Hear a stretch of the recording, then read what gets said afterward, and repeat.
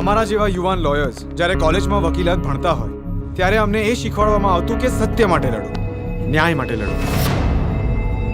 અહીંયા કોઈને સત્ય કે ન્યાયની તો પડી જ નથી. પડી છે તો માત્ર એક જ વસ્તુ, પૈસો. કે હવે અમે લોકો ફર્મ ખોલીશું, સાથે કેસ લડીશું અને પૈસા કમાઈશું. જીવનમાં આગળ આવવા માટે બધું જ કરવું પડે. અરે શું honestly? What about strategy? What about a career? અરે તેલ લેવા ગઈ સ્ટ્રેટેજી.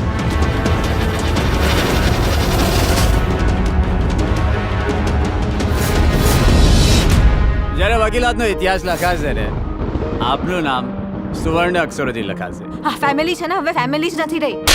આજે એને એક ભાઈની જરૂર છે. જિંદગીની લડાઈ હંમેશા પોતે લડવી પડતી હોય છે. હું લડી સારો કેસ. શું છે કે આ કોર્ટ છે, કદાચ ભૂલી ગયા હો 17 વર્ષ થઈ ગયા ને. કે તમે નિયમ બનાવો એટલે કામની શરૂઆત, એ જ નિયમને આદત બનાવો એટલે સફળતા, અને દુનિયાને હરાવો તો જ તમારી સ્ટ્રેટેજી સાચી.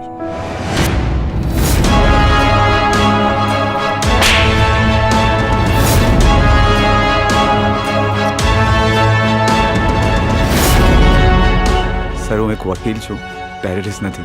પુરાવા છે મારી પાસે, પ્રૂફ છે.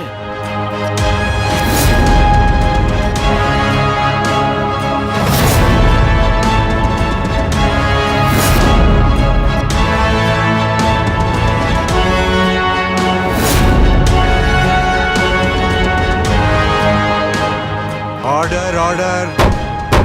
આ કાયદો, આ કોર્ટ એ આ લોકોની છેલ્લી આશા છે સર. અને આ કાયદાની રક્ષા કરવી એ આપણી જવાબદારી છે. અને જો આપણે એમાં ચૂકીશું then I am extremely sorry sir. પણ તમે અહીંયા બેઠા ઓર્ડર કર્યા કરશો અને બહાર બધું આઉટ ઓફ ઓર્ડર થયા કરશે.